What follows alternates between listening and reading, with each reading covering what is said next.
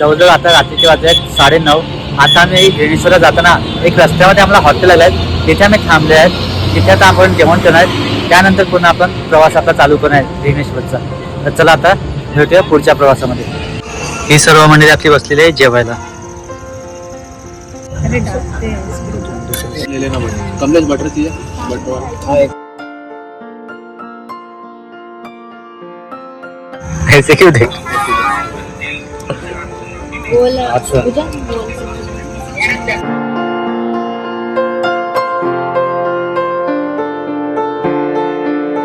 तर मित्रांनो जवळजवळ रात्रीचा 1 वाजलेला आहे आणि आता आम्ही इथे भुवनेश्वरला येऊन रूम घेऊन रूम मध्ये आलेलो आहे.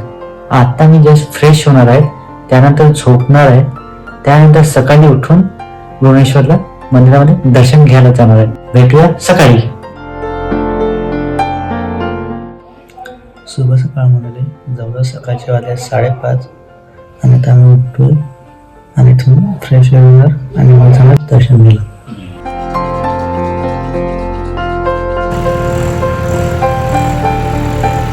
तर मित्रांनो आम्ही फ्रेश वगैरे झालेले आहेत आणि आमच्या बॅगे घेऊन आम्ही कारमध्ये ठेवत चालतो, कारण की इथे रूम फक्त नाईटसाठी भेटते, डेसाठी भेटत नाही.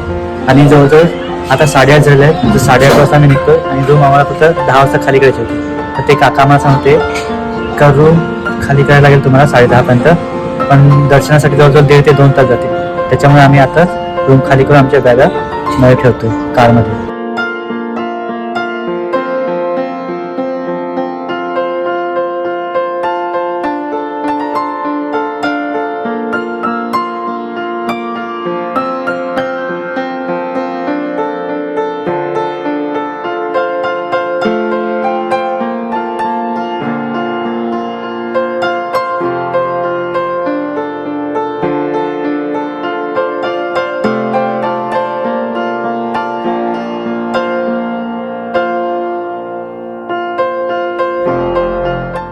Hello.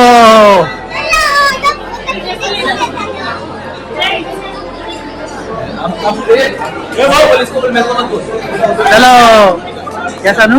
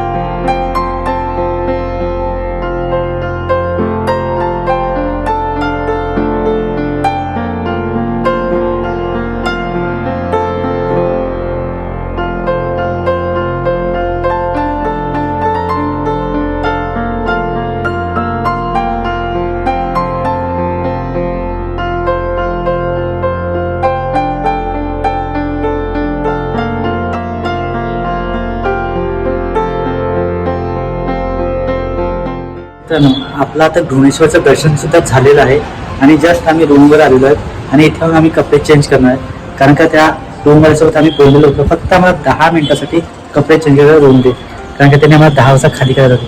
आणि तसंच मित्रांनो आता चला बाय बाय, भेटूया लवकरच पुढच्या व्हिडिओमध्ये. टाटा.